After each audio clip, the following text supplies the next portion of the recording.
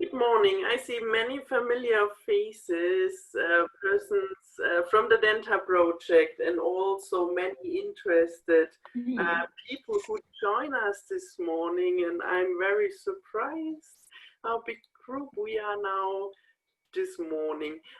We want to talk about our common project, DENTA, Discovering European Neighbors in the First Age, funded by the EU within the Erasmus Plus program. I will briefly introduce the program, and then I'm looking forward to exciting reports from our local DENTA groups. Afterwards, we will be happy to answer any questions about the projects you have. Later on, we will also have a joint discussion about the analysis, what was done by our DENTA partners. We will get a brief introduction by Masha from Serbia about it, and then start with our joint discussion. For the interested listeners, you are welcome to join this discussion and listen and see how we found a way also in this time of Corona, a way to work with each other, to communicate with each other, and to have a really good working process. I would like to take this as an opportunity now to thank already all involved DENTA members, and I'm really happy that we have such big interest in this amazing project. And I'm so happy to work with all of you. So I would like to share my screen with you to show. So just a moment. So the DENTA project, Discovering European Neighbors in the Third Age, I said it already, started already in October 2019. It is, we have, the project duration is 2 years, so it will end in September. Coordinator is Eloy, so the institute I'm working for, I guess everybody knows it already. The partners in the project is the association Agora platform from Sofia in Bulgaria, Unisulki from Carbonia in Sardinia, the University of the Third Age from Frankfurt, the University of Ruse in Bulgaria, the Association pour la Division, ADAPH from Vannes in France, the Timișoara Writers League from Romania, and the Center for Studies in Cultural Development from Serbia. So here you can see the map where all our partners are located. So we have partners from West Europe and East Europe, and we have a really great exchange in that way, because this project is meant to conduct interviews. We have 8 groups of learners from the 6 different European countries, and we conduct interviews to discover the life reality of people in age of 60 to 90 years and even older. We discover their life strategies of mastering the third age, and all participants work in the local and European context. It's not about just doing the interviews. We write texts, make translations, pictures, and also short videos. It is about gaining knowledge, reflecting also about their own life and situations, and to reflect about the life situation of the seniors, to get a better understanding for European neighbors. The target groups. We have, on the one hand, the interviewees, that are the people in age of from 60 to 90 and older, so the seniors we interview. That can be men and women with different life backgrounds, from different ethics, from different locations. We want to really try to get a big variety of interviewees.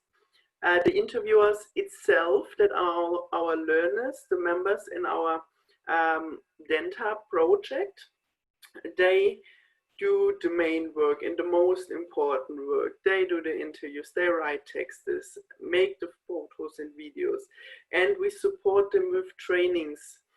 And they are the one who learn more about the life reality of elderly, and we all then publish the results that everybody can take a profit in the end. We have young supporters, so young adults, students, pupils who conduct trainings, who help us and support. Here I can show you one example of the local working group from Ulm. I just have, unfortunately, this picture. And during the Corona lockdown, and also still now, we work with Zoom in the video conferences together. So each group, each of the 8 groups will conduct 15 interviews at least. That will be done in the national language, and we will publish a summary in English. They write the texts, and like I said already, make photos and videos. And then we will also do 3 case studies. What does that mean?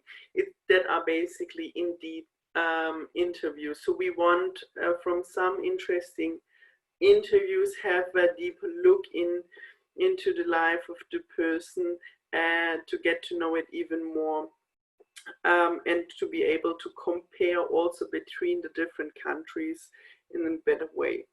That will be also done in the national language, and the summary will be in English. And here we will also make a bit longer videos and with subtitles.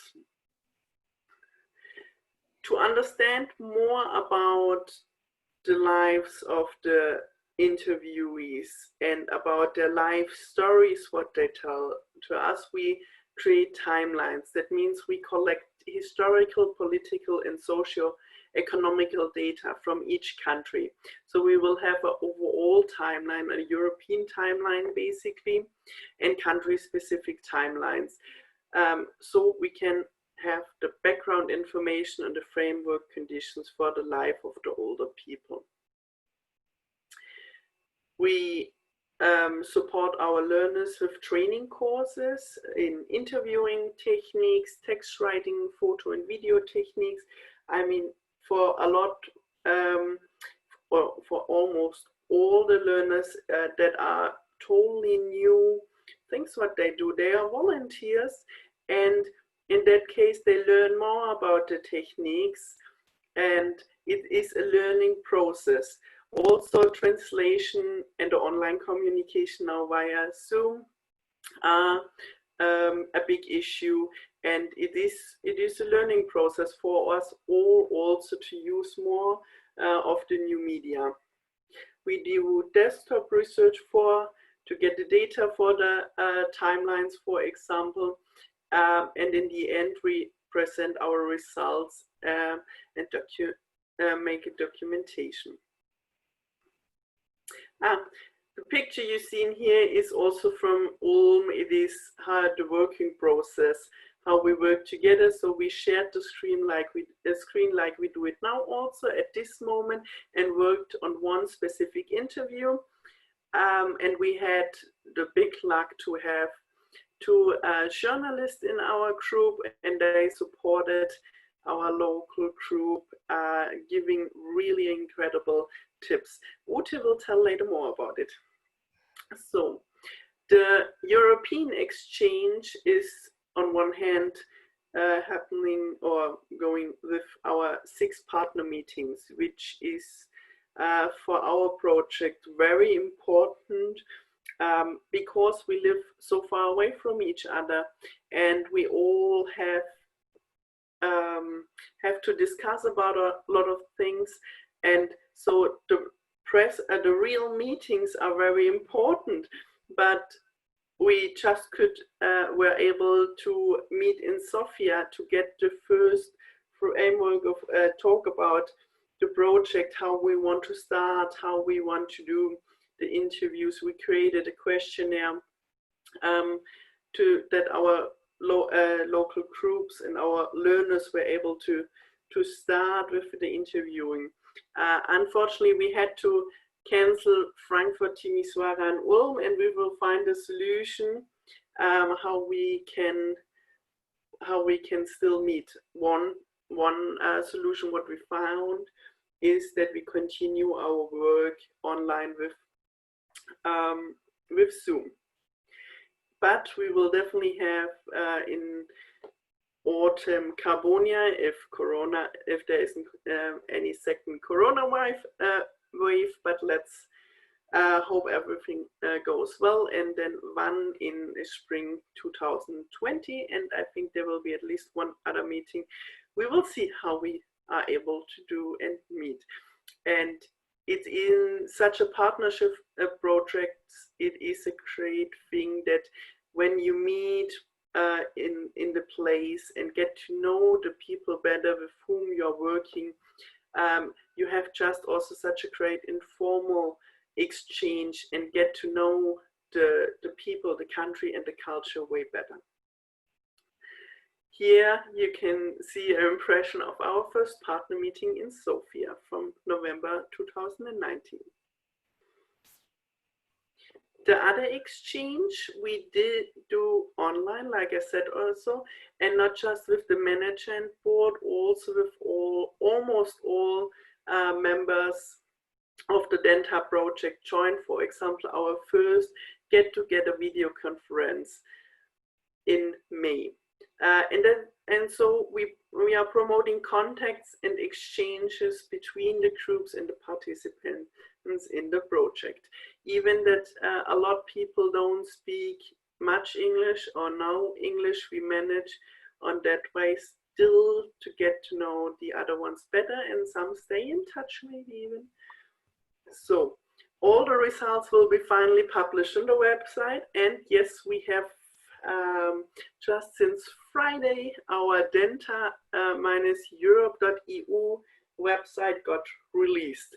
There will be still a lot of things to do.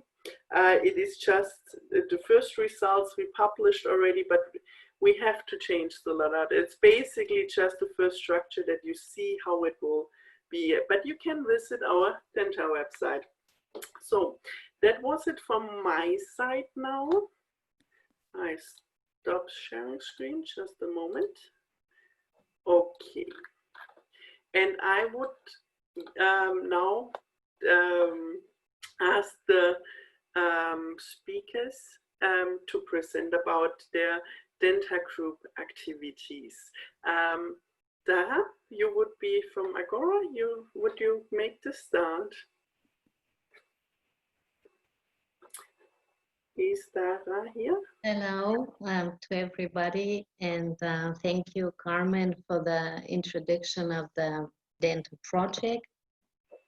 And I would also like to thank all those 48 people that are now online with us, and to say that it was a very good start yesterday of the conference, and I'm very glad that we had such a diversity of speakers and panelists, and it was really very inspiring.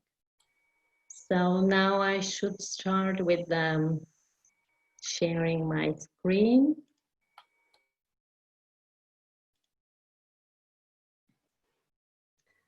So this is the local DENTA group at Platform Agora. What we did in the beginning of this year, actually, because after that the coronavirus lockdown didn't allow us to continue the way we planned.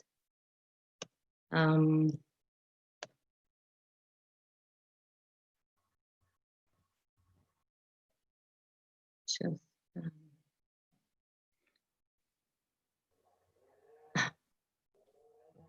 I'm sorry, but I don't know how to continue with this. Maybe scroll down with your mouse.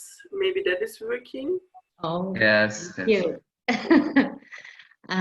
So our local DENTA group consists of 8 members. Here you can see all of us, just to get an impression. We are 2 Agora staff members, 1 researcher, 1 freelancer, and 4 Stalište staff members, which are the people on the second row. The interviews that were done by following the DENTA template questionnaire that most of the partners used. What was interesting, and we decided that it will be a good contribution to the project, is that we decided to do interviews in the capital city, in the downtown and periphery of the city, to have regional center, city, and village in order to ensure a diverse group of interviewees.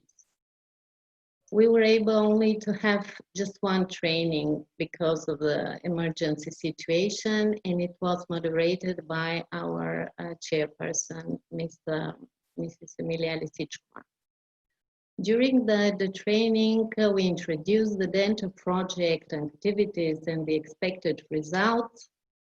Also, we introduced and explained the questionnaire, how the interviews should be done, and the recording. And one thing that is very important is declarations of consent of photography and filming from the interviewees. So here are our 4 interviewees till that moment that we have interviewed. As you can see, we have 3 women and 1 man, and they are representatives of the people in their 60s, 70s, and 80s. So here is one of the examples that I would just go briefly through. This is Mrs. Maria Komorova.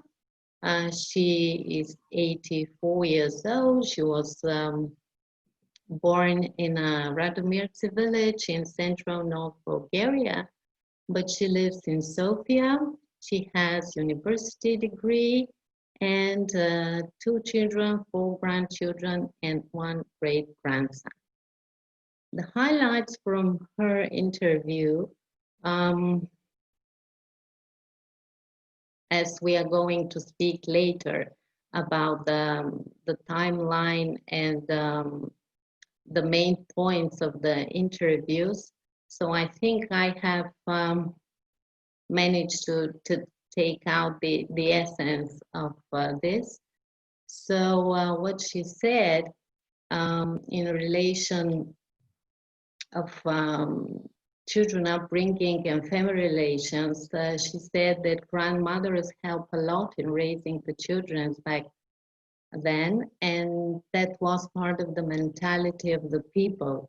So the seniors were engaged with their children and grandchildren, and it was vice versa. The other important thing is that actually all her classmates graduated from universities, which at that time was precedent. The other thing related with education and professional development was that the family was supportive and helped the persons to get their professional development. For her also, it's very important that a person should travel in order to have good memories and to expand their horizon. Regarding her situation now, when she's retired, she said that she's continuing to teach private math lessons and prepare students because that's what she did all her life, and that keeps her vibrant and willing to continue. The other thing is that actually now she's at her native country house where she is producing her livelihood, and she's preparing for the winter. So she said that she was active all her life as a professional, as parent, as grandmother, and her opinion is that retired people should try to stay healthy, be on the move and perform physical activity, because this is something that keeps you going.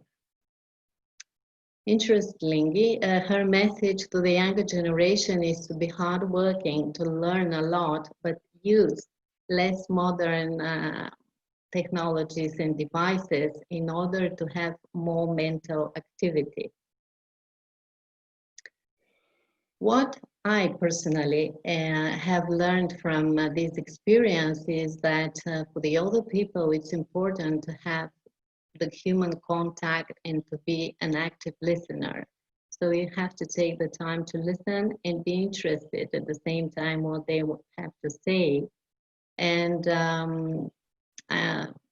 it's not a big revelation, but they love to remember good times and challenges, and so many details come to mind when they focus their attention to remote events and times. Also, I have learned about the times of struggles, the poor living conditions back then, the norms you have to comply with, and how education was a value. Also, the progress that have been made up to date, the adjustment for the people coming from small town or village when they come to the city.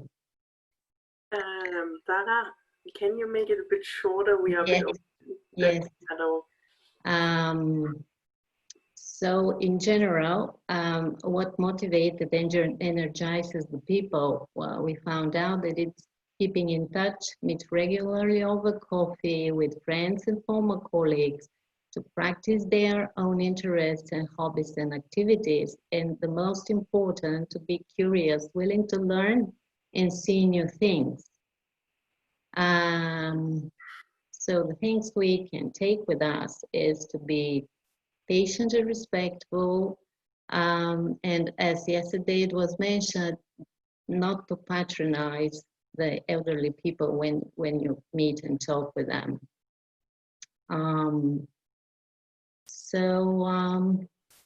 I think that's it. Thank you. Thank you very much, Dara. Then I would lead over to the next organization, and that is Frankfurt. Michael Keating wants to present to us about the group activities. Yes, hello, good morning. I hope everybody's doing well. So what you see here is a picture, a mind map as I call it, in terms of the DENTA group from Frankfurt, and our experiences in the last 4, 5, 6 months. If we start with the right top side, you see a nice green box that says interviews. Yes, interviewing. That is what we have learned to do in the last few weeks and months. We had some interviewing training from Professor Dr. Miranda Leontritsky in January 2020, which allowed us to understand the best way to provide space in interviews. And then we started to learn to interview. And so our group decided that the first few interviews we would have it as a sort of a test phase to understand the best way to develop our technique to interview with the people. And so we have done that now in the last months. Of course, the current situation With COVID impact, it has been a challenge because, of course, previously we were able to meet people and conduct interviews person to person, but now we have to do it either online or per telephone, which can be a challenge to have a phone call with somebody for such a long period of time. So that is continuing to still be a challenge. The beauty of these interviews, of course, is that we have a catalog of questions which were developed together in our DENTA project group with you all.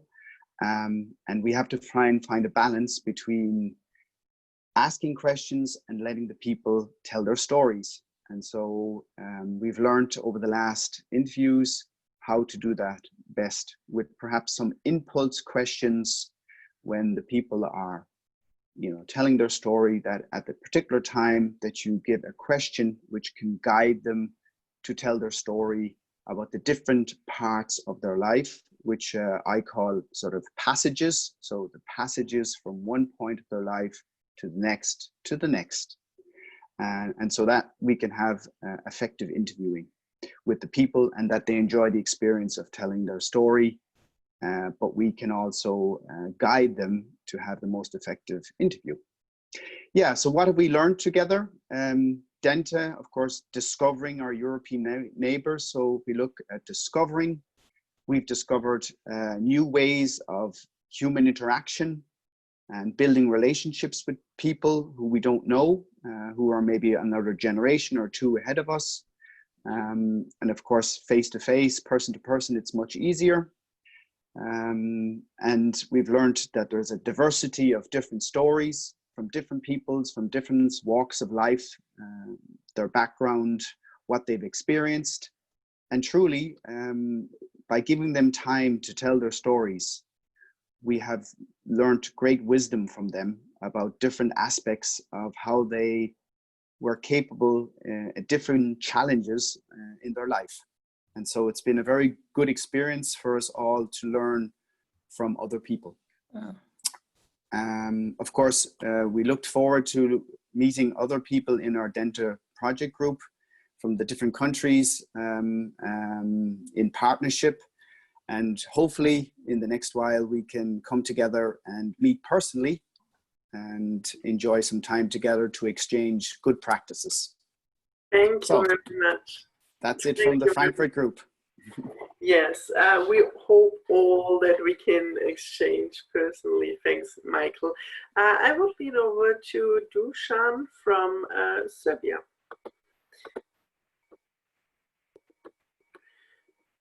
Hello, can you hear me? Yes. Okay. Hi, I'm Dusan, and I'm the leader of learners from Serbian group. So just give me a second so I could share a screen. Advanced.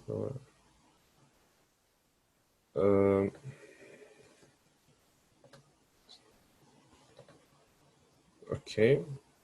Can you see the interview? The video? Yes, you can see it. Okay.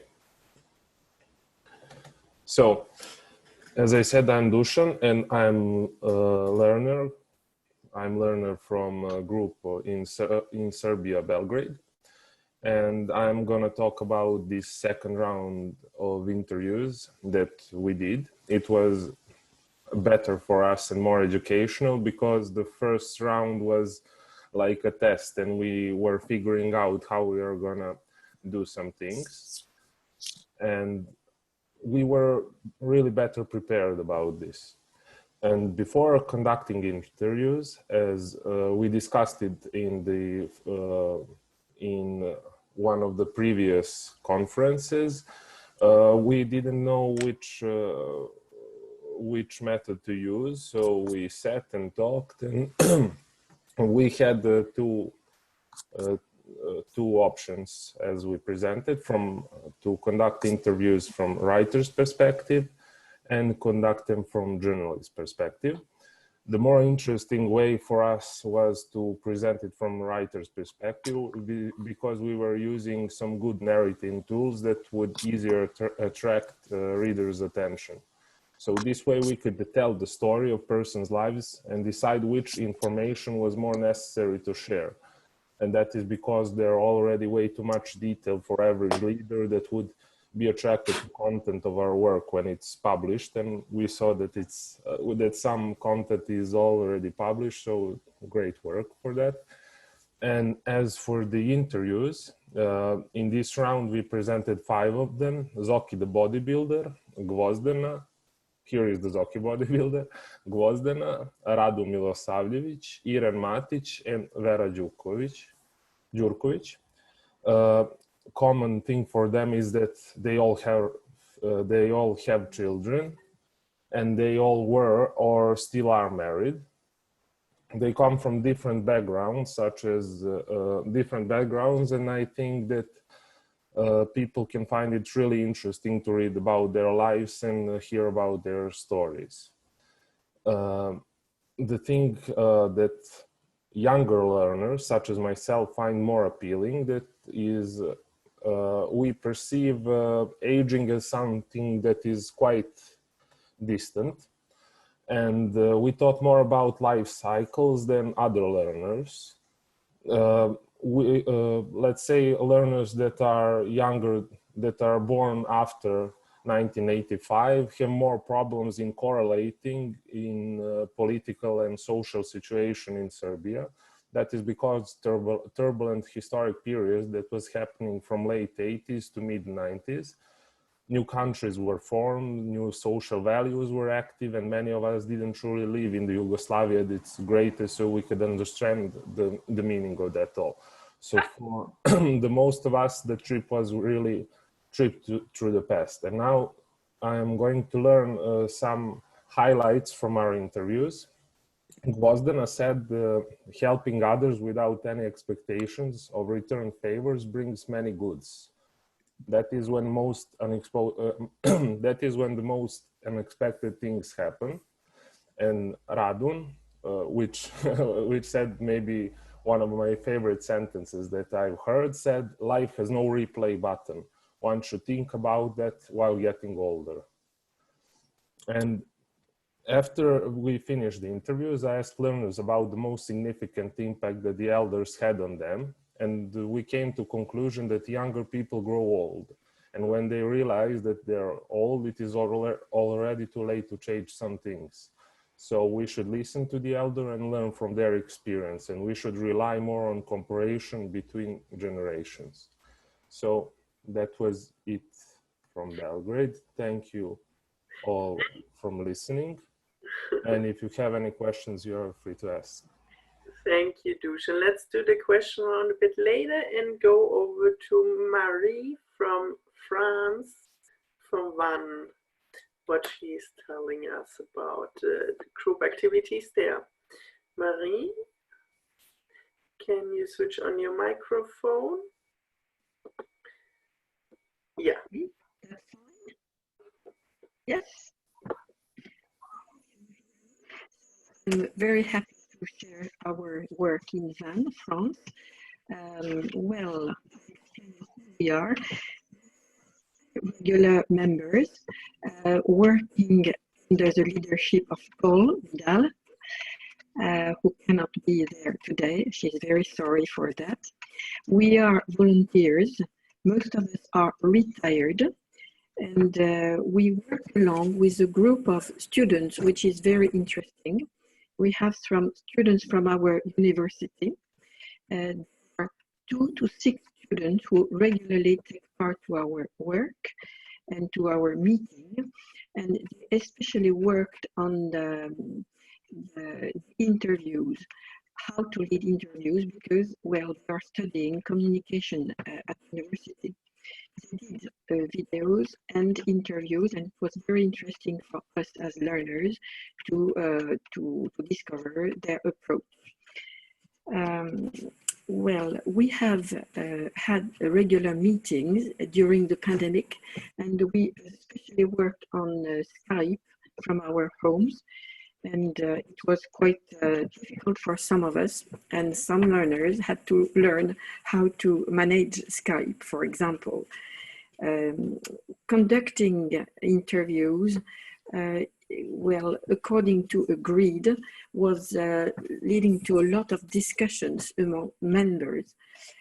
We also had 3 trainings to improve our skills. Most important was done by a university teacher from our city. She also is a freelance journalist, and she's a specialist of communication. It was very interesting to have her because she came to us after we had already practiced some interviews. So it was very interesting to see the good side and the wrong side of our ways.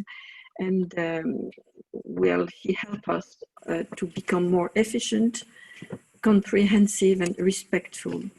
We also had a second training on with a specialist from the university teaching on finances.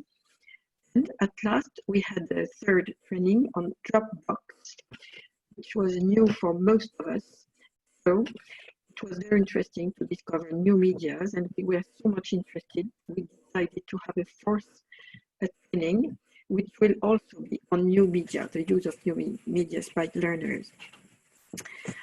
We spent a lot of time talking in our group call, leading a way to benefit from the different grids proposed for analysis of the interviews, and Paul proposed a cross-reading of interviews according to different selected teams to dedicate our work to specific matters such as economic situation, activities such as family, volunteering, work, or aspiration, joy, sorrows, affective life, and transmission of experience.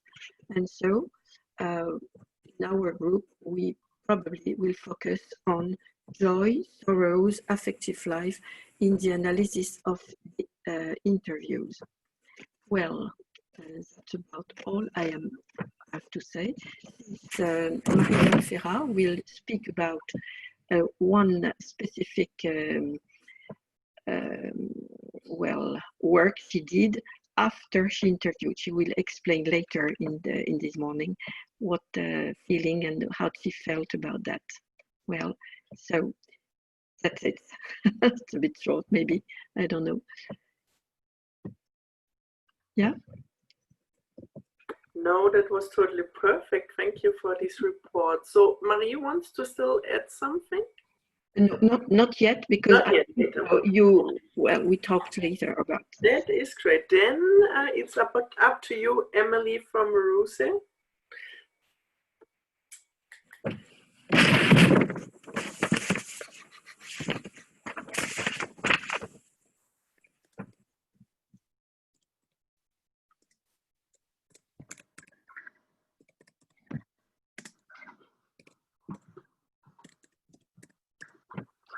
Hi everyone.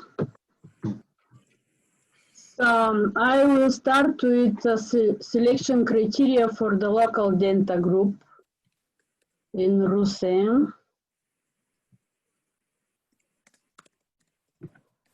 It was motivation, knowledge, experience, competences, and skills which were needed to perform the project DENTA task.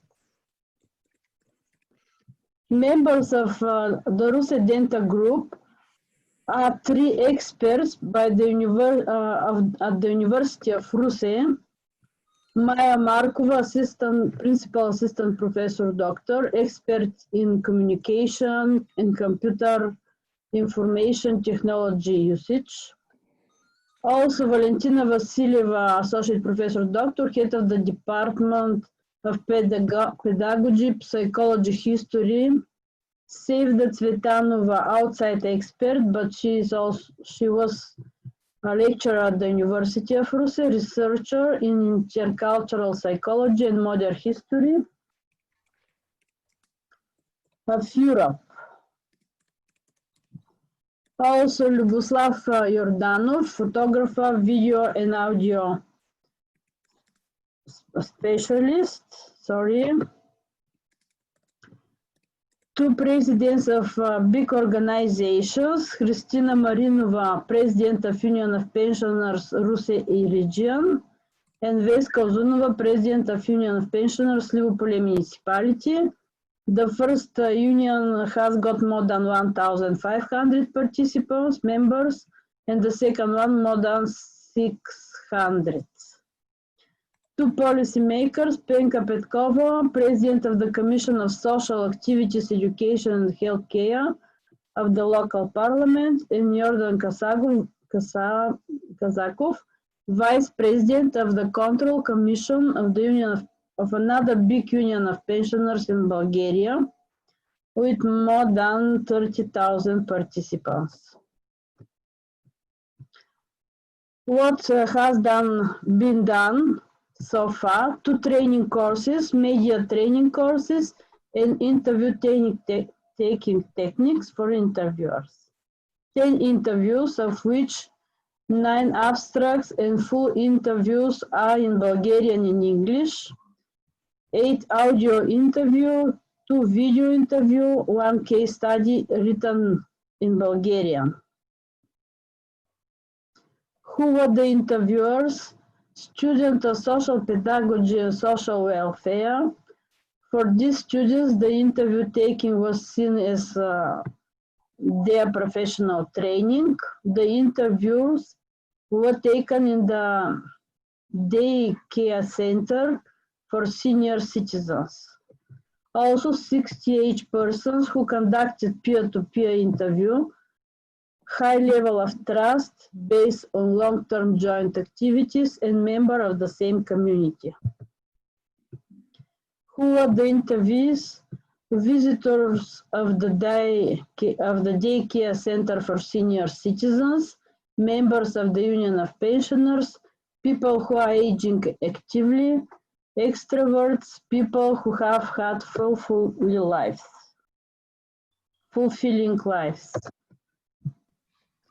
Working methods and approach: organizing the interview, conducting the interview, asking additional questions, requesting future information, taking photos, and taking photos of the interviews and adding them to the interview, transcribing the audio and video interviews in the national languages and translating them into English. Conducting the interviews, we translated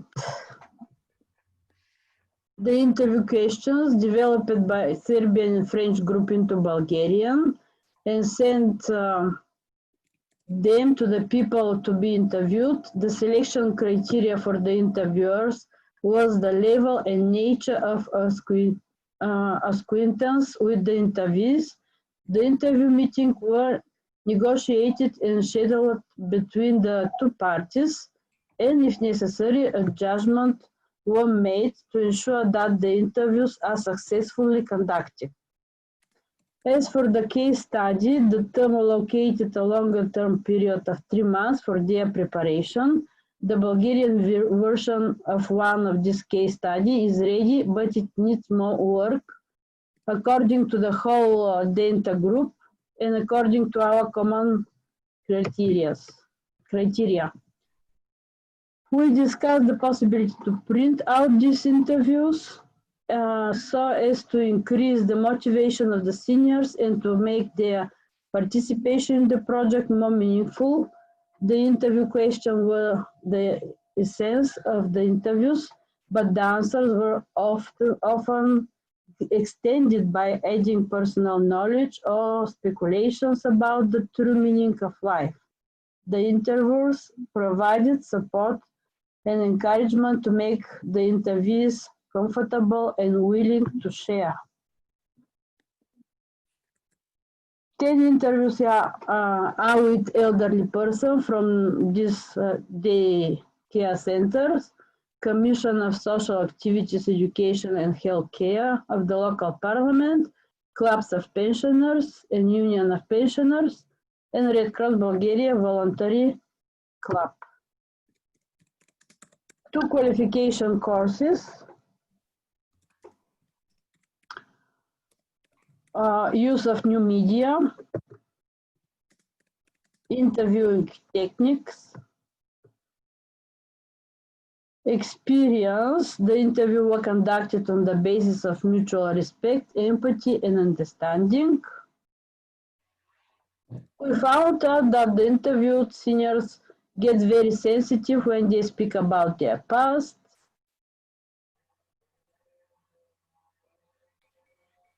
If any of this interview was unwilling to speak about the questions, the interviews would not insist. Sorry? Let's talk to each other about our lives. Thank you. Thank you very much, Emily. That is a really nice graphic. So, Ute from Ulm, you will talk about the activities. Okay. Yeah, hello to all of you from Ulm. Our DENTA group in Ulm started with about 15 people. We were very different, with regional, social, and professional background, but it is very great to work in this group.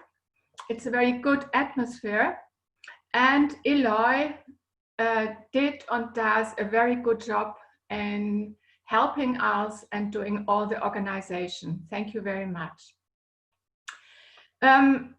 Our I don't know, Carmen, you have another photo perhaps? You showed one photo, Carmen, of our group, Carmen showed in introducing the DENTA project. You got another one, or no, perhaps you remember? I don't have now another one, but you already saw some of us in any case. So as Carmen said, we started in October. We have met regularly. But then, due to Corona, we have nevertheless continued by video. And there we met nearly every week. And it was a very interesting experience to communicate in this way. I think our approach is very similar to what I heard in all the interesting statements we already heard. So I would like to tell you the process of the work in our group. In the beginning, we discussed whether we should present an interview or create a portrait of the interviewed person. We decided then on the form of an interview. It seemed to be more attractive and more interesting to read. Then we planned our questions on the base of some main issues. So we developed a guideline for the interview. Well, I think that you got it all. How is their current life situation? How did the past influence their life of today? What is their attitude to Europe, to traveling? How is their use of digital media, for example? We realized then that we have to take care that the emphasis of the interview is put on their present situation and not in the past. Another point was then the choice of the people. Our aim, the people to be interviewed. Our aim is to have a broad diversity of people, male, female, different social, cultural, and financial background. We already managed to have about 13 interviews. The age is from 60 to nearly 100, but there's still a lot to do in adding, in translating, and we still want to find some more interviewed persons to do then we can do a choice. As Carmen told already, we have been very lucky to have a journalist among us. Together with her son, she supported us. They gave us hints how to make an interview more lively and interesting. They encouraged us to find our own way to edit an interview. We also got a good training in choosing the photos and videos. From my own experience, I would like to give you some example. I have interviewed my personal friend. The questionnaire was very helpful, but it was also important to be flexible and to modify the questions according to the situation and to the atmosphere. So you have to listen, you have to give time, and then you have to try to put the questions in the right moment. So fortunately, we came in a close contact and had a very open communication. For example, in our guideline is a question, what is your motto of life?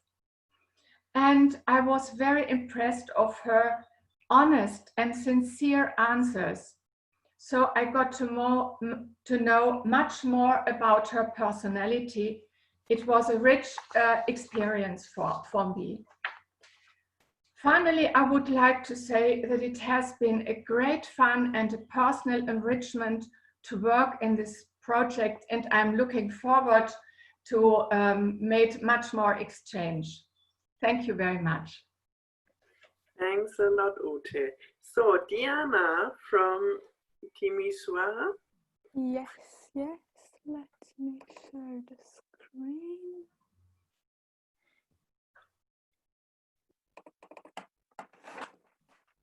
All right, so here is the presentation of the work done by the Association Writers League Timisoara Banat branch.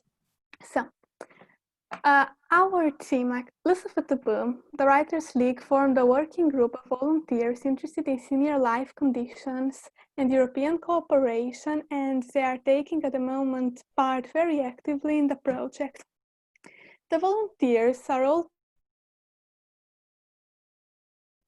teachers at prestigious high schools, such as the National College Cagme Silva, the Banat College, the Economic College, and the General School number 30. Here is a photo from one of our meetings. So the photo of the meeting was of the one-day training course on the 15th of February at the National College Cagme Silva in Timisoara. And the participants at the first project partner meeting in Sofia presented the project, its aims, gave information regarding the required technologies, and presented the creative writing techniques. After a brainstorming and a lot of talking, the questionnaire was completed, and 3 questions specific to Romania were added, like questions specific to Romania, to the regions, and so on. The group decided to approach the interview by the question and answer method. And so at the end, 5 interviews were taken at the residence of the interviewees in a familiar atmosphere, as it was recommended, and each interview was taken by a different person from the working group. The interviewees have been selected considering the chosen criteria as the project meeting in Sofia. Sur Internet, là, sur Zoom. Merci. Yeah. And here are some of them. So we respected the criteria, and 2 of them were men, 3 were women. We also had both low educated and high educated people. Some were living in rural areas and some were living in the city. Some were living with their families, others alone. And just to mention that in Romania, people live in their own homes. Yes, and not by renting, like they don't rent an apartment, like they live in their own place. And here is exactly like Sogin Gaci. I would like to explain more about his interview made by Simona Pegian.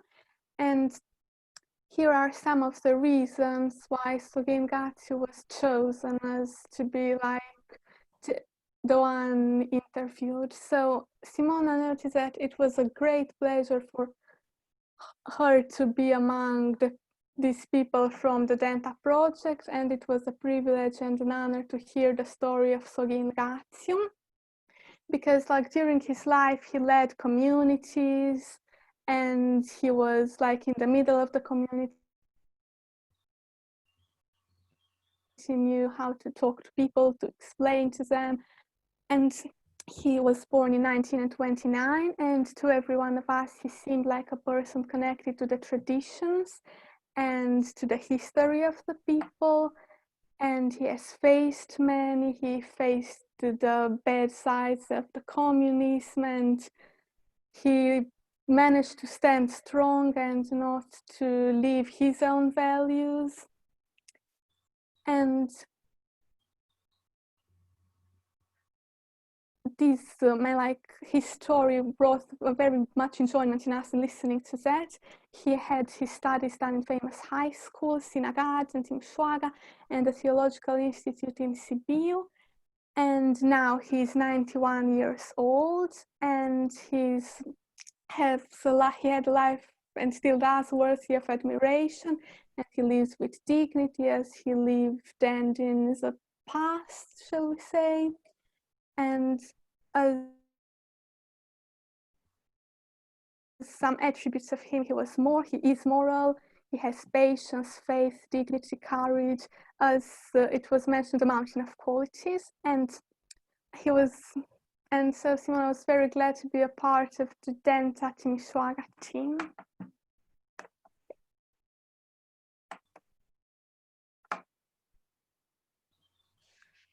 All right, that's it. Thank you very much. Thank you very much, Diana. And now we have Fabrizio from Sardinia, from Carbonia. Fabrizio? Yes. Hello, everybody. Can you hear me well? Yes. Yes. Okay. Can you also see me on? Can you see the screen? We see your presentation. Okay. Well, good morning, everybody. Thank you for all the presentation, which I found very interesting, with a lot of interesting insights. What we have prepared is a short presentation of our work, and we try to focus on one aspect of our discovering, because what we have done doing so far with this project is to discover, as the DENTA project acronym said. What we have discovered is also about emotions of the people we interview. And one of our focus was to discover how the personal self of the interviewers is connected with the collective self of our region of Sardinia. And this will be the main focus of our presentation. So first of all, we will talk about the working methodology and approach. Then we have a brief experience report of the perspective of the interviews.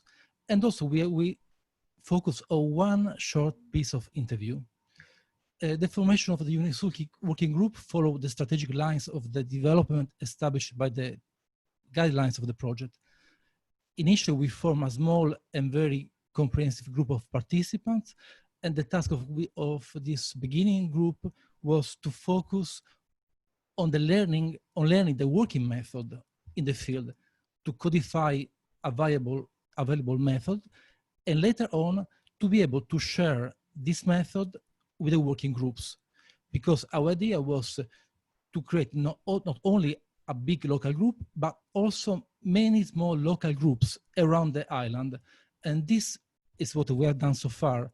We have a big group made by around 15 people in Carbonia, where we have the headquarters of our institution, but also we have already 3 local groups around Sardinia, and they are starting to send us interviews. The group initially, talking about the working methodology and approach, the group initially collected the documentation, the guideline, and we reflected particularly on the verbal, paraverbal, and non-verbal aspects of the interviewers, and on the need to build a relationship of empathy and trust with the interviewee. I stressed and underlined this point because it has been very important for us to create the smooth and familiar environment to let people talk deeper about the story, the present and the past. What we have discovered so fast, one of the most interesting experiences we have done is the confirmation in the field of what we have already thought, which means that the work we made on the field have led us to discover not only the personal lives of the interviewees, but also the often forgotten pieces of the collective history of the entire people of Sardinia. What had been an initial intuition turned out to be a constant of all the first interviews we conducted. When the flow of the story proceeds, it becomes deeper, the autobiographical self of the person recomposes itself together with that of the place where the story happened.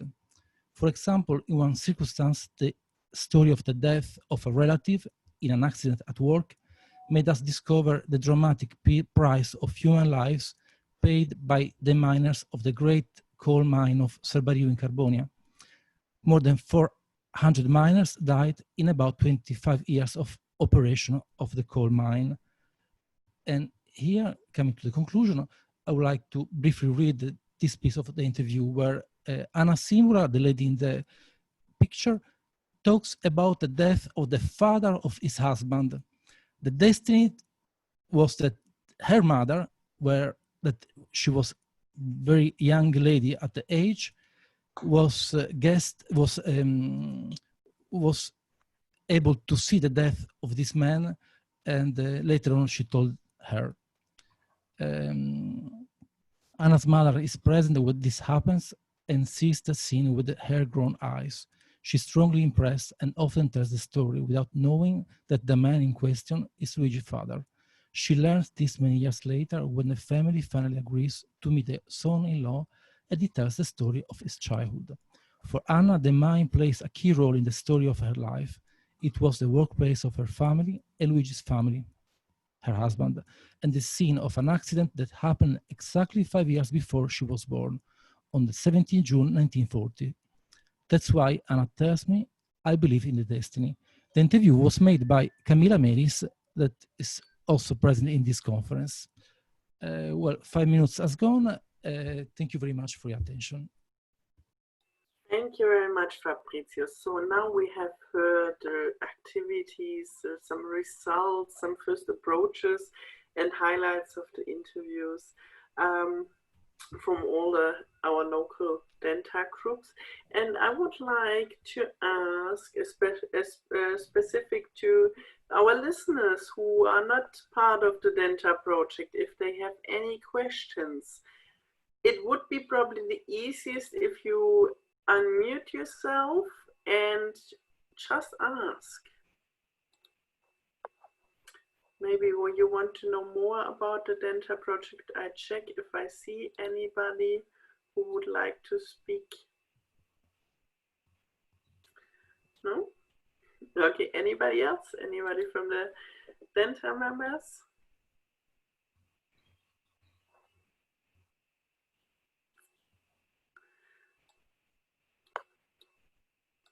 Well then, okay.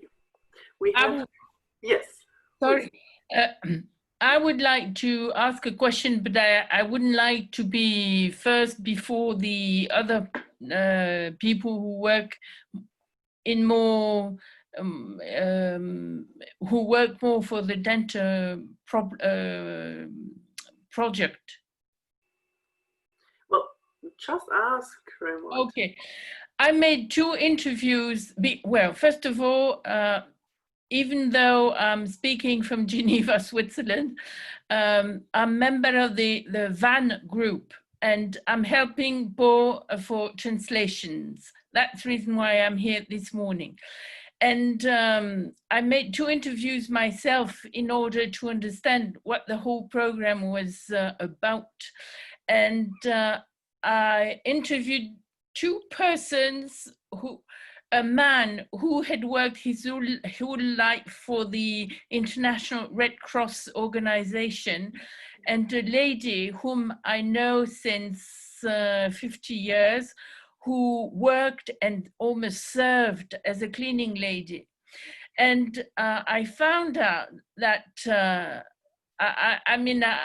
I put a dot on the fact that when you are a cleaning lady your whole life, when you are a host from another country in Switzerland, for example, you didn't have your family there. You lived, you went to school not too long. The time of retirement is very difficult because you have you've been used to use your hands your whole life, but you're not trained to reading, to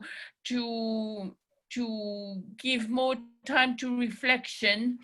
And I was wondering if somebody else made the same notes everywhere. I've heard about all the interviews you mentioned.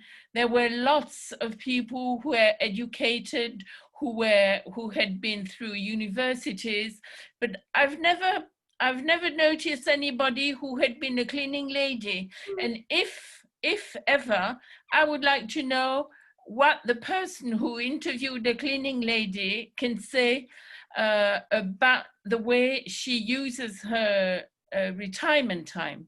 I must say that after the time I spent with her, I spent lots of time with her because we went walking during the cluster, the time we were home, just in order to give her some company.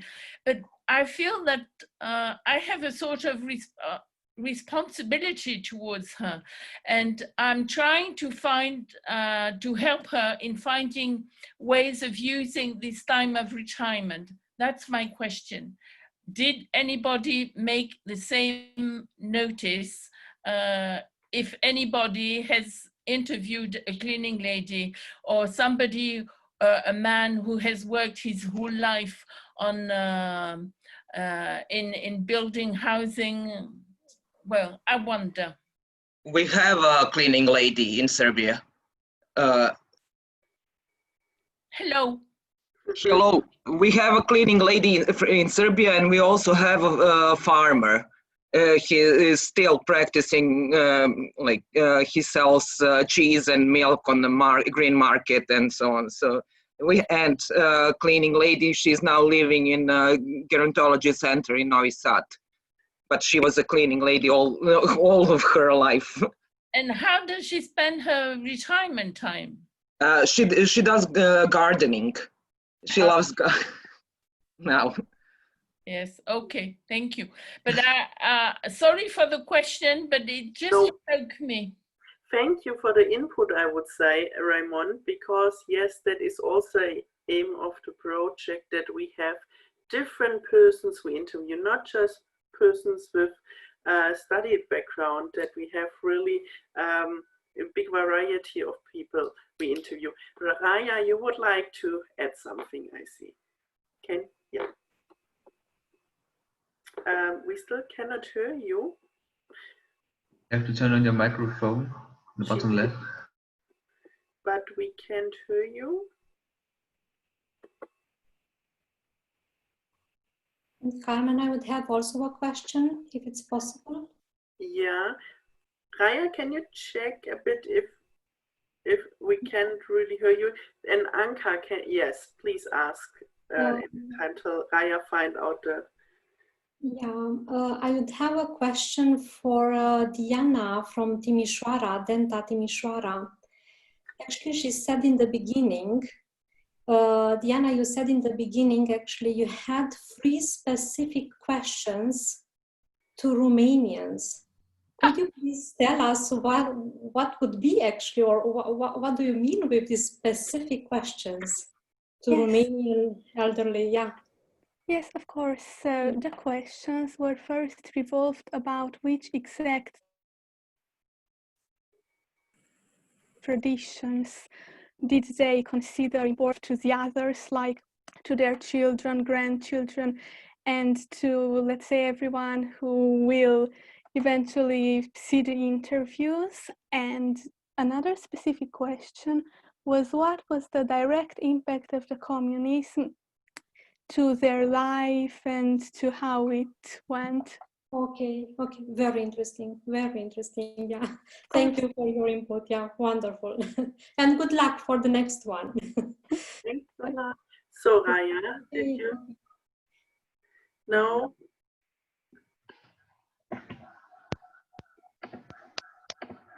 Oh, I'm so sorry. Okay. Simon, can you check to unmute the people who don't talk? But if there's somebody who would like to, or who has still a question, otherwise we go. Yes. Okay. As I told in my representation, we were discussing which form we should choose for this interview.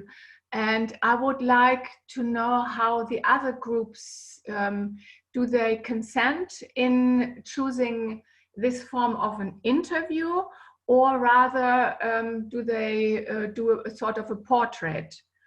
Or perhaps did you also had this discussion in your group?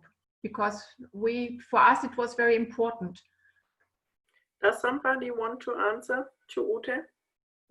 I can say in our example, we chose to make interviews, but then our learners were making it as a story. We tried to use not question and answer, but to make a story, like storytelling. What I think our colleague from Frankfurt mentioned, like storytelling instead of question of answers. Okay. Yeah. So it's a different way of doing those interviews. Okay. So, okay. If there are no more questions, then we go to part 2. Masha, you have prepared a small introduction. Please keep it small. And then Sylvia will moderate the discussion about, or the joint discussion about the analysis of our criteria. Thank you. Okay, just a second to share a screen. Yep. Well, now, as you all know, we've been asked together with Raya and Agora team and also one team to make some proposals regarding comparability. I would say that we took a look on the project itself, what is written there, because we have many dilemmas about it, and comparability is not mentioned in the project, but we think it might be very useful, especially for development of the website. Here we made a kind of scheme that might be used for better understanding how the elements of the project relate to one another, like from background description, from which timeline derives, and then we have 8 regions, 6 countries, interviews, learners, and we made on our group, we agreed on 3 main themes in which we should make concrete suggestions for everyone. And it's economic and health situation, activities, joy, sorrows, aspirations, and roles, including messages for younger generation. We read, in our Zapracul team, we read all interviews available at Dropbox. And after that, we realized that actually it would be what is missing, what is not enough sufficiently emphasized in these things are issues of childhood and educational background stands in the project as an important segment. So we added the 4th one, and then on the next few slides. I won't read them because they are too long, but we just try to make some examples for each of these 4 themes. For example, and I would mention how they are related, like regarding health situation, and is it are pensions sufficient for decent living? We have connection with activities, and also health situation is connected to, might be connected to timeline, as we have people who said that their health deteriorated due to stress because of different events that were happening at the time. So basically, these are just like stories that we might connect them and make kind of inspirational for the others. Same for activities, like what are most common activities, what might be eventually when all interviews are done, it would be nice to have a kind of a list of activities, and then people can choose to read the stories in more details. These are most of the interviews said that the greatest joys are their children and grandchildren and great grandchildren, and also many of them said that it is very important to find significant other, and it's a great sorrow to lose significant other, like husband, wife, and many of that is something that people can relate regardless on where they live or where they grow up. Also, aspirations might be connected with activities. Like, for example, we have a lady who was aspiring artist when she was younger, but now she chose different career, and now she returns and is aspiring amateur artist. And circumstances of life, as I said, people, we have 100 years long timeline that we have to make and provide background description, and that is why we kind of insisted in previous meetings that it would be better to have years, because then we can have connections of personal stories and general frame. Also education, I'll just finish. I mean, what Raymond asked now, it's, I think we talked about it now when Raymond asked, so I'll skip it. And the most important is what have we all learned from DENTA project. I would like to say that our learners were very skeptical of how, whether elderly people will open to them, even though we suggested that it might be some kind of close person. But eventually they all provided feedback, like how great it was for them to do interviews and to participate in the project. This in other interviews, like for example, interview made by Miss Spanier, sorry, I don't speak German, so I'm not really sure if I can pronounce it well. But anyway, she did, for example, in her presentation of Irene from Frankfurt, very great summarized narrative. She greatly summarized the narrative, but on the other hand, as complementary here, we have a statement from one of our learners, how she got inspired by talking with someone who would just in normal circumstances be somewhere, just an old granny, which I don't care for, but now I'm inspired by her.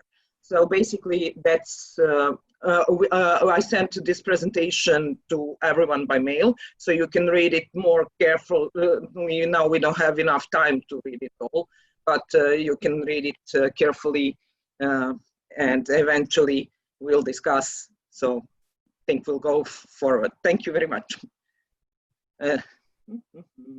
stop sharing. Thanks a lot, Masha. So, Yeah. You take off. Okay, so hello to everyone. Thanks a lot, Masha, for your presentation. We just jumped now in I would say we jumped in a piece of work of our group. So our spectators get an insight, what is the next step in our project.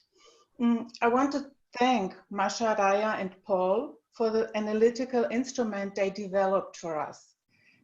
I'm very much aware of the big work you did in going through all the interviews. And then, Masha, thank you for the presentation, which gave us a good insight into how we can use the analysis.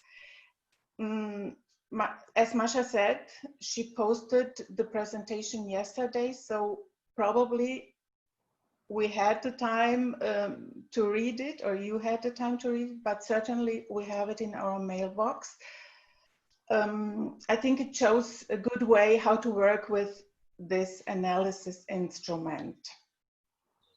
Now I'm tempted to say that we have, as usual, not much time for exchange.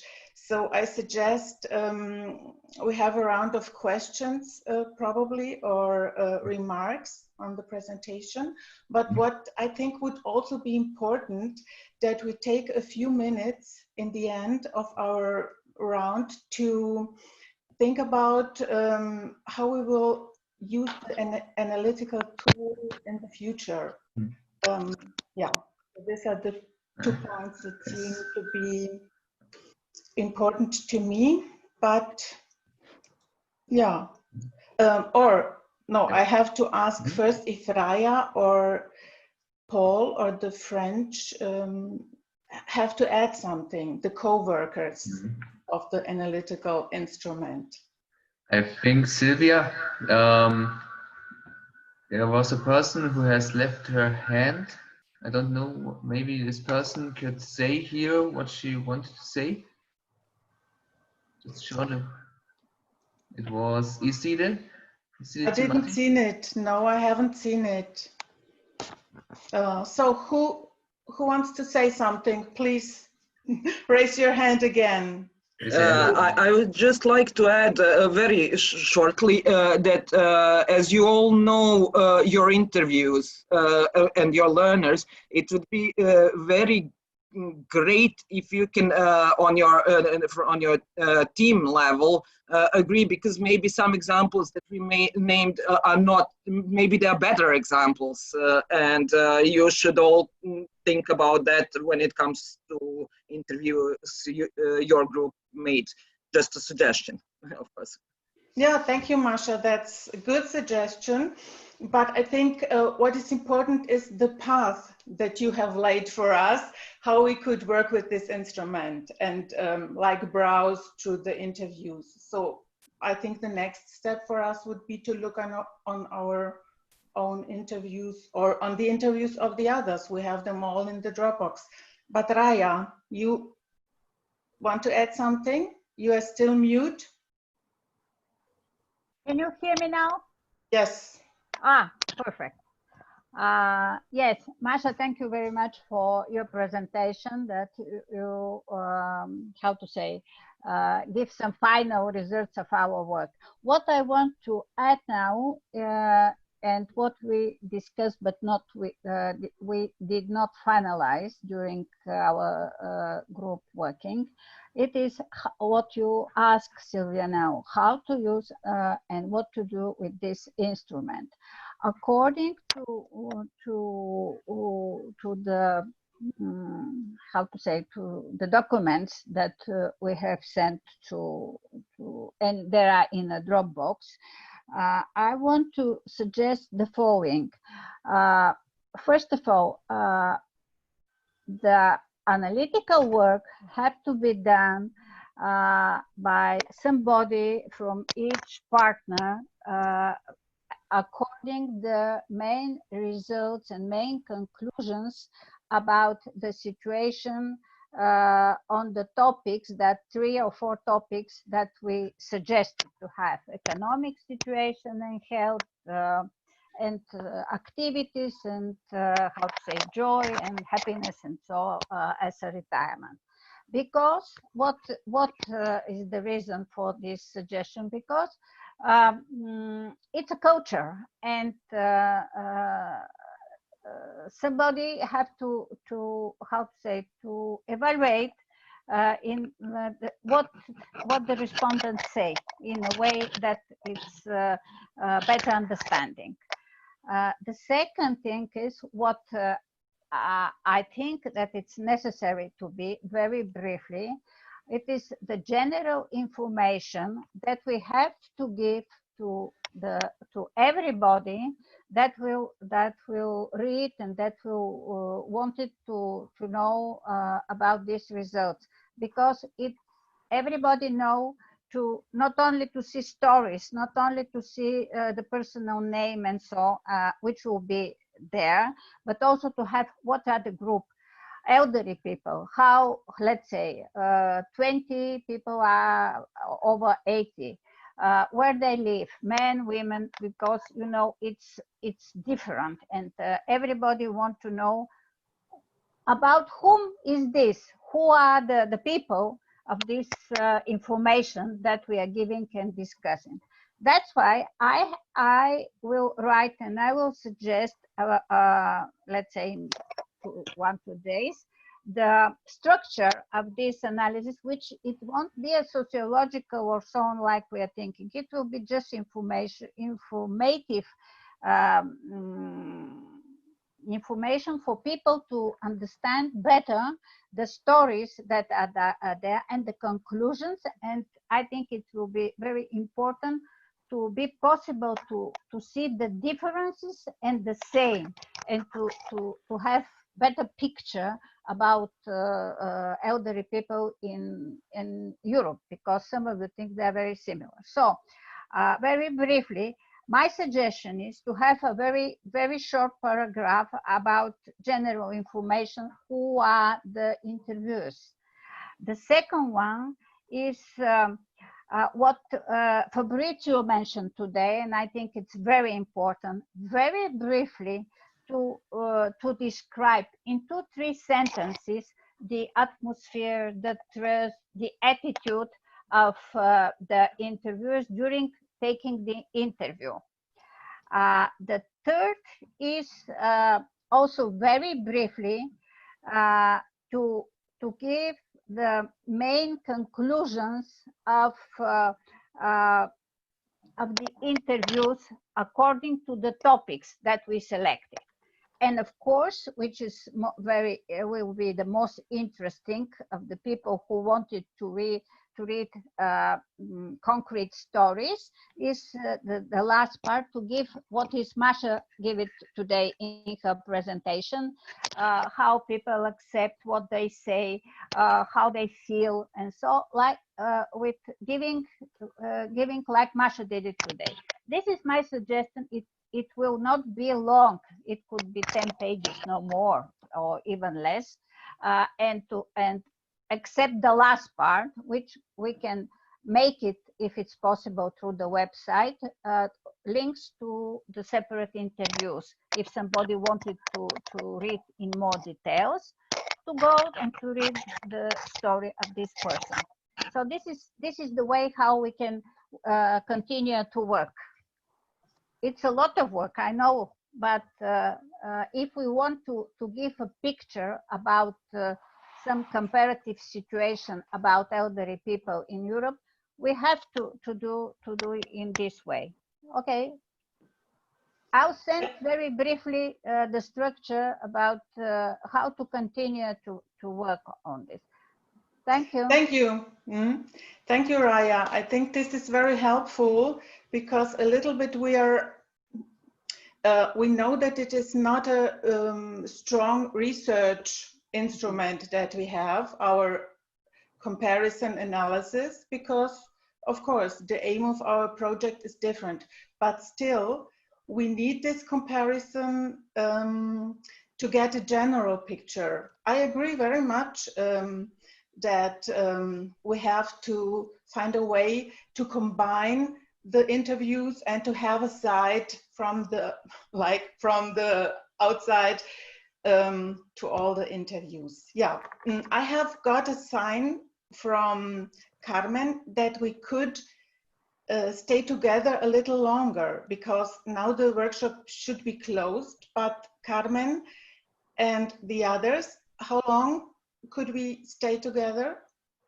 Okay, it is also now starting parallel some NGO presentation, and maybe some of you have to leave or want to leave, either to present or to listen them.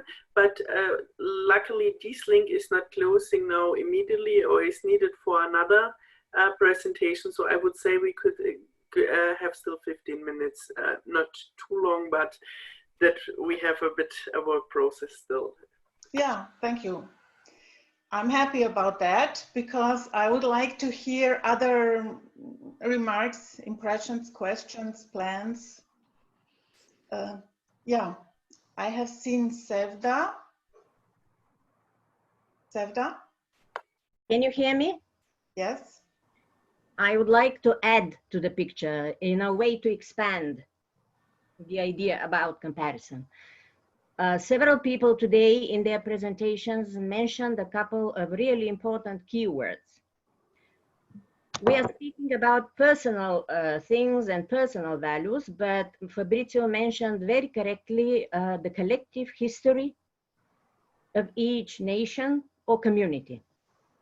So I believe that things can be divided into two: the collective values and the personal values. And the collective values are directly related to the period that the person has lived in. Some people have lived in democratic societies, other people have lived most of their lives in different political systems, or shall I change the word and say political regimes. And these political systems, in a way, influence the mentality of the whole nation to a large extent or to a small extent. So maybe we should try to organize these interviews into a paragraph which says the collective history of the period, let us say 1950 to 1989, which is a very important date for everybody in Europe, or for most countries in Europe. And then another paragraph which says, goes about the personal values. This is what Masha and Raya and the people from VAN did. So I think that there should be a distinction between the two, because it doesn't mean that personal values always coincide with the collective values of a social group. This is one thing. And I think my colleague and good friend Dara mentioned another keyword: mentality, the mentality of the respective nation. It can be different too. It is culture-based. So I think we should go a little bit deeper into that and try to specify cultural differences. What else I want to say? Yes, because there are common human values, definitely.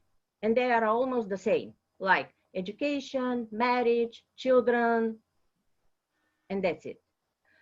Another question which would be interesting to research, although not in depth, because this is not one of the objectives of the project, but it would be interesting to find out how our values have changed. Are the values of the 20th century the same as the values of the 21st century? And the answer, although it is obvious, the answer is no.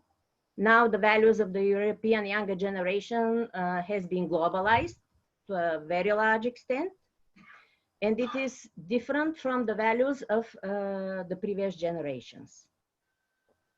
It would be interesting to answer the question why, how did it happen, why did it happen?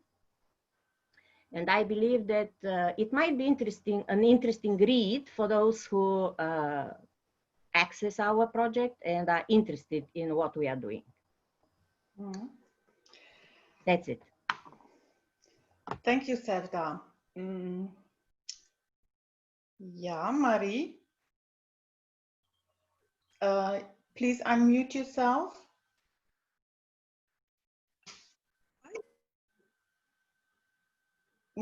We still can't hear you.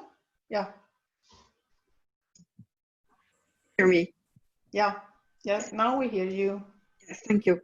Well, I just want to add that I'm very interested in what Sevda said about the collective values, because I think this is a point which can be easily compared, because our aim is to have the 3 or 4 themes, which are economic activities, sorrow and happiness. And I think that the link is, well, the collective values in the past between the 50s and 89, well, match the ages of most of our interviewees. So I think this would be a very good job to improve our ways of interviewing people. I think this would give clues to establish something quite readable by everybody. This is a point which is interesting for every country. So it's a sort of link between us, I think. Well, that's all what I wanted to say. Thank you.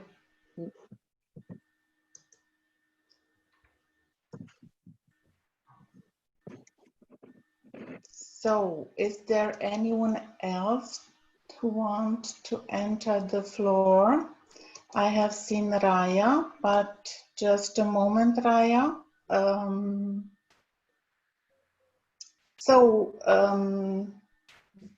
Raya and then Ute.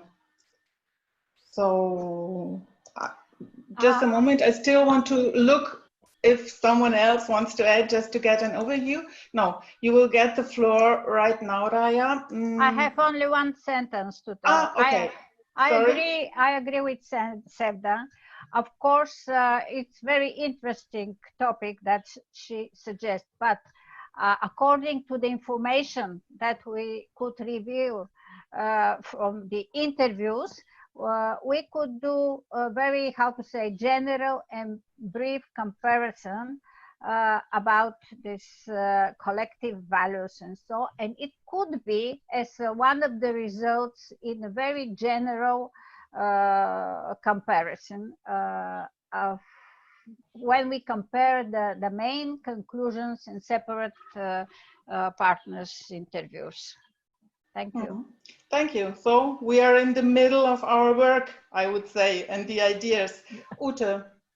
Well, in our group, we were discussing that the emphasis should lie on the third age. And it was also in our interviews often the past and the values, the collective system, it was often taking much place. And of course it's important because it's influenced our present situation. But I think it's also a danger. I think the focus should lie on how we or the people live in how is the current situation. No? And if the comparison is too much about collective, historic and personal value, could be a little bit dangerous. Thank you, Ute. This is also a note that Carmen Stadelhofer gave me for our group, that we should not forget that the focus of the interviews should be the current life situation of older people in the different cities. I mean, we said that before, Carmen said it before. We all know how rich the lives of our interviewees are, so that we get to all those topics. But yeah, we have to keep that in mind. I think we should come to an end. I hope I didn't there were no other words. But what have we done now? Something that happens, I think something that happens to our project often. We are working on a piece of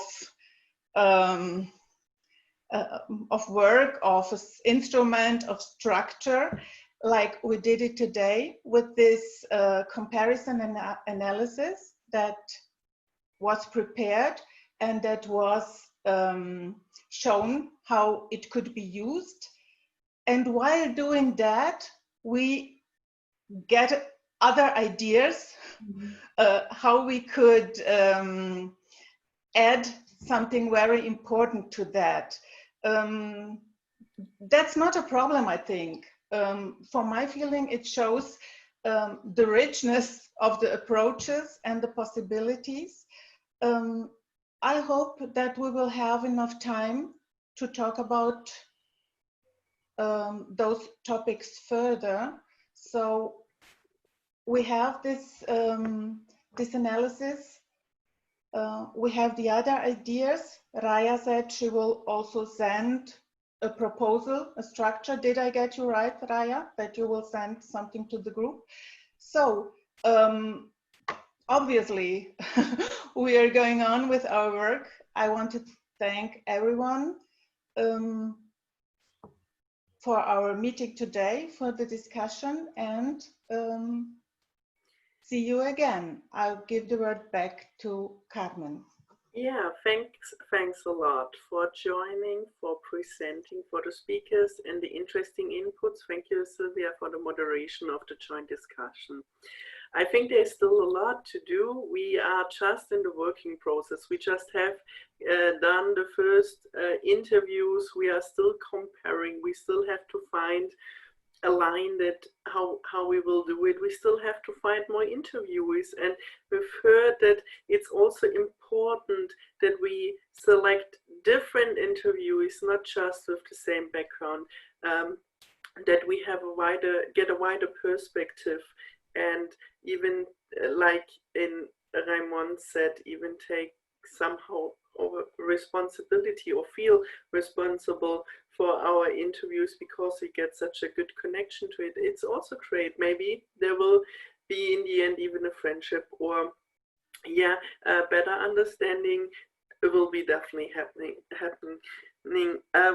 for the seniors in Europe. Like said, we have also released the DENTA website, but I have to already say I have to still do a lot of work on it. So it is just some results as an example. And the first, I have also just had from group of Ulm some picture, for example, and now we will work on that also to put there more results, to put more information, and the website will grow with our work approach as well. Thank you everybody for your interest, for joining and for participating in this great project. So, and now I just can say I wish you a very nice day. I hope you are interested in some NGO presentations, and also join maybe the social evening starting 6 o'clock in the evening. I wish you just the best. Thank you a lot. Thank you very much. Bye bye. Thank you.